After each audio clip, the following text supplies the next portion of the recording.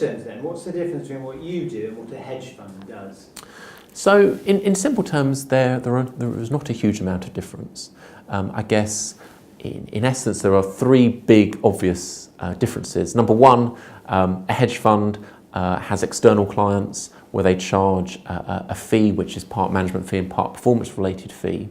And clearly as somebody with their own business, I offer services of a slightly different nature, not direct portfolio management, but more of an advisory consultancy basis.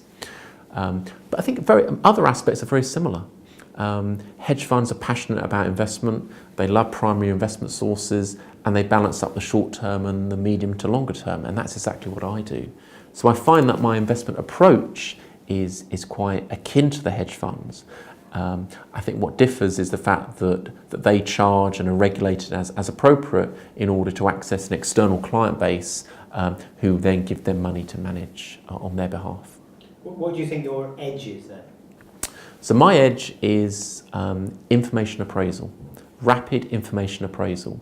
Because the beauty of being a global fund manager, someone who's accumulated a lot of interest and insight into things, is that you have a perfect information backdrop today if you want it. It's not difficult to get information on anything immediately.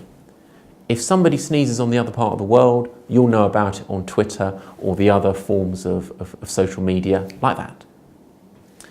Here's what my edge though is. In a world of near perfect information, interpretation matters even more. And that's what I do. Based off experience, enthusiasm, insight, and appraisal of how markets work, that's what I offer. And essentially, if you think about it, knowing that point where the average person on the markets, let's say, is thinking this is moving left on a share and you actually should be moving right on a share, that is the key thing. Because it's all about anomalies. And it's all about finding those points where actually the current consensus or current view is incorrect. And over a period of time, for this or that reason, something will change.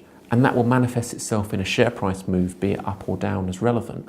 Or this macroeconomic theme, or this sector underlying driver, or this individual company dynamic will evolve and change. And my favourite anomaly, and this is why corporate earnings are so important, is when you get a corporate earnings written up as a big profit warning, this, that or the other. And of course those earnings are backward looking by definition. It's when you then dig into some of the forward looking stuff and try and work out what that means, that interpretation aspect is the most important one there is. And what I observe is I can bring something to the table on that regard.